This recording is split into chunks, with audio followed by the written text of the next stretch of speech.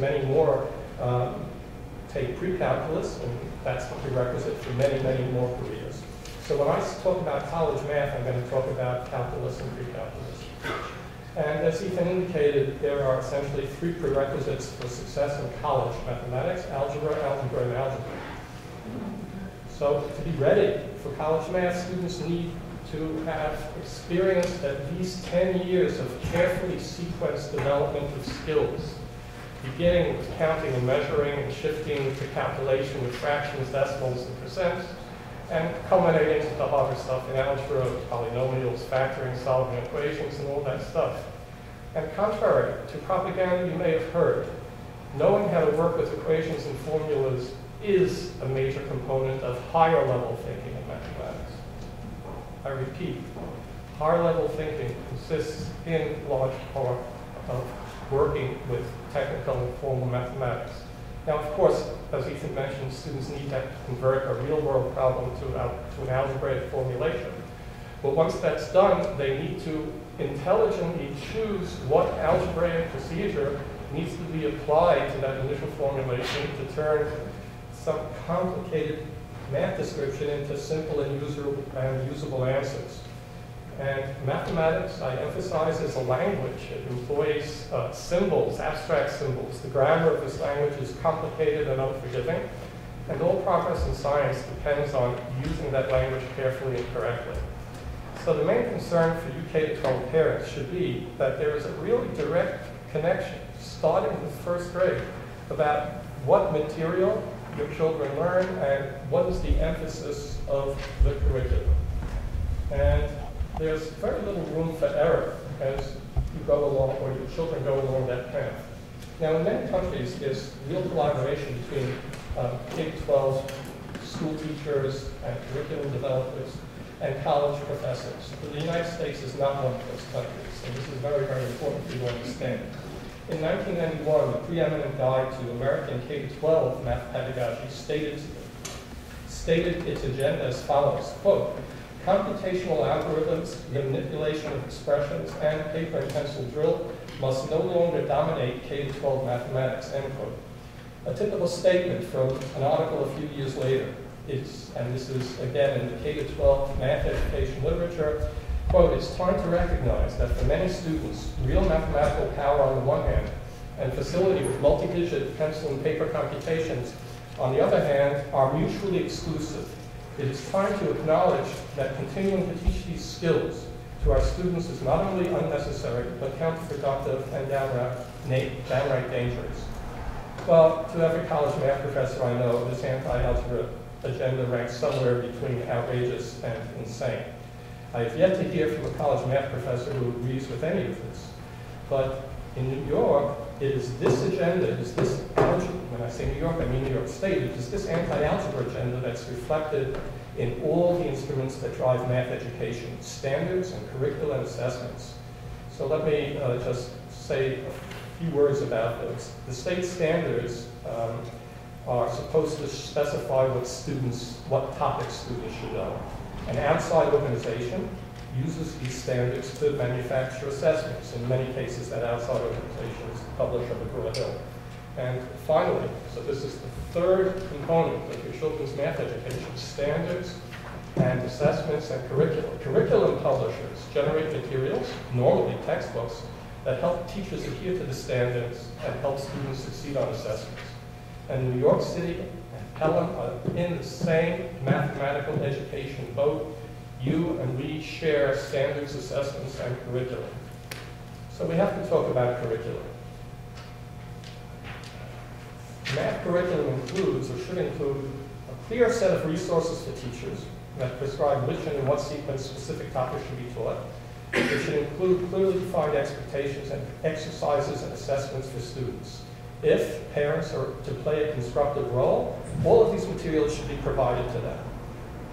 And if children are supposed to be prepared for college, they'll need to develop their own abilities to sit down with pencil and paper on their own, not in groups, and work out appropriately sequenced exercises and problems.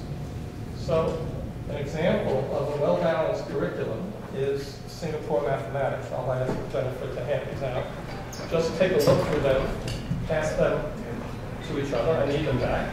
I'm not endorsing this curriculum, but it is definitely worth looking at.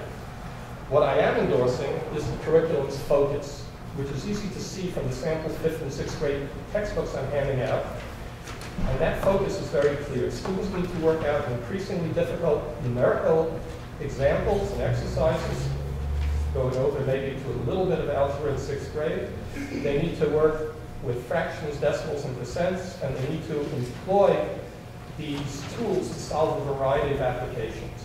They are expected in this kind of curriculum to become fluent in calculations, such as multiplying a 3 or 4 digit number by a 1 or 2 digit number.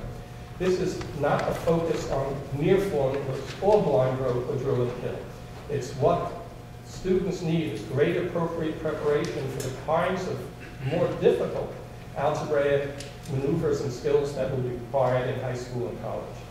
So what about investigations? Well, one correct and frequently heard criticism is the failure to teach children the standard algorithms of arithmetic. These algorithms, normal, long division, multi-digit multiplication, are prerequisite to corresponding algorithms that they will encounter in high school algebra and calculus. But this is only the tip of the problem. 5 years ago, I worked through the entire set of resource books for students in the Investigations K-5 curriculum. Now, that was the first edition. So here's what I noticed. First of all, there was a never-ending focus on pictorial representation. Now, I'm fine with starting out with a picture of pizza to represent a fraction. You know, 3/8 is piece of pizza sliced into 8 pieces, and you color 3 of them green. But that's not enough. You have to move away from that. One of the things that's an underlying theme in the Singapore books you have is that there are 3 stages: pictorial, concrete, and abstract. And that's the progression that's needed in K-12 education. Now, in many, many cases, investigations never advances beyond that first pictorial stage, and that's a serious, serious problem. The next thing I did is I wanted to actually get some feel for what kind of computation is involved in investigations. So what I did is I looked for all the places in the curriculum where students had to do the following sort of problem. Multiply a number 6, 7, or 8, 9 by another number 6, 7, or 8, 9. So this could occur in an exercise that says find 6 times 7, or it could occur in an exercise that says find 256 times 7, because that requires doing 6 times 7, right? So it turns out that in the entire K-5 curriculum in Turk, there were fewer than 30 instances where students were asked to do calculation from this allegedly hard part of the multiplication table. Now that's outrageous. To think that your children in 6 years, at least in the first edition of Turk, never got any practice doing normal multiplication. And you know, if that was the case, and the kids who went through that edition of Turk, you know, are going to be slaughtered when they get to high school or college. You just can't move from that lack of attention to ordinary computation to much harder kinds of computation and symbolic manipulation of algebra instructions. And just to interrupt you one second, Turk is a publisher of investigations, so you'll hear both terms, but it's the same book. Mm-hmm. And so what I'm saying is it's really hard to see how a student exposed to such minimal attention to computation through 5th grade could ever succeed in mathematics later on. So the other day I tried looking through the 2nd edition. Now, I believe that the 2nd edition, which is what's being used now, is just a cosmetic makeover. There's a tiny bit more computation, but the basic philosophy and the basic habits of mind, which are destructive in my view to future student success, are still in place. Students are, for instance, taught to develop, quote, strategies, end quote, for just about everything, even multiplying 1-digit numbers. There's hostility to the idea that one can look at a problem and either know the answer from memory or simply decide which of the standard algorithms to use and then apply that algorithm effortlessly, automatically, and correctly. Obviously, exploration is needed at some point in a child's mathematical education, but it cannot be made the principal focus in K-6. That's what Turk does. It has everybody sitting together and chatting about different strategies, some of which are okay, some of which are ridiculously inefficient. And the basic problem is if you do that, you lose a focus on the idea that there is a best way to calculate, to work out large classes of mathematics problems. And similarly, another basic flaw in investigations or similar curricula is that they deal with special cases at the expense of general procedures. Well, again, it's very nice and important to illustrate initial math computations with a picture.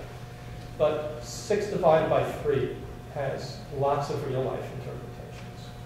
3 divided by 8 has fewer real-life computations. And when a student gets to high school and encounters an expression, x divided by y, it is extremely important to understand that that expression has 0 real-life representations.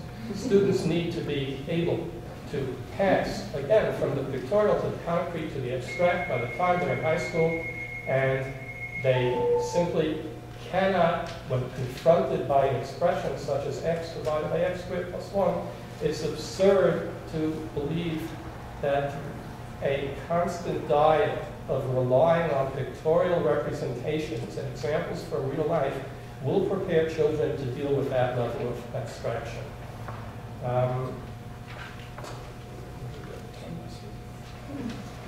Okay.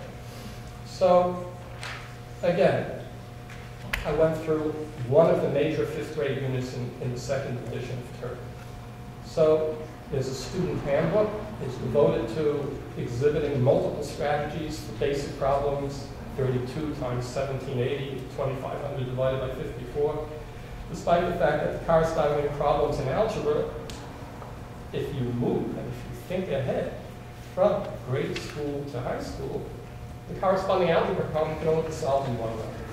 Fractions are still discussed only with pictures. There's no such thing as a fraction that can't be illustrated with pizza.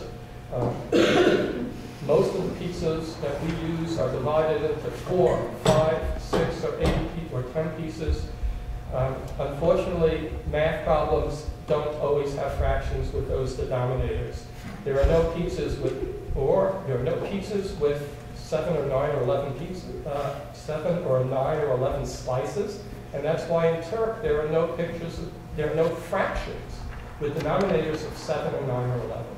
But students need to have broad experience in dealing with fractions, including the ones that aren't so easy to think about. The distribution of numerical problems is beyond belief. There are, in this 5th grade unit I looked at, which is the principal unit dealing with math and with division and multiplication, has a total of 9 in a 7 weeks unit, multi-digit arithmetic problems. I don't have to go into details. Okay, 9 problems. You cannot prepare children for mathematics in high school or college by giving them 9 problems in 5th grade. It just won't work. The final complaint, excuse the expression, I don't like to be negative, but in this case it's necessary. There's an amazing emphasis on estimating answers to arithmetic problems. The biggest set of arithmetic problems I saw was something like estimate the answer to a problem like, I don't know, 1 2/5 plus 3 1/4. Estimate the answer. There were 30 problems like that, but nobody asked for exact answers. And so these are shortcomings of investigations, similar curricula, and I'll be glad to answer more questions during the question period. Thank you.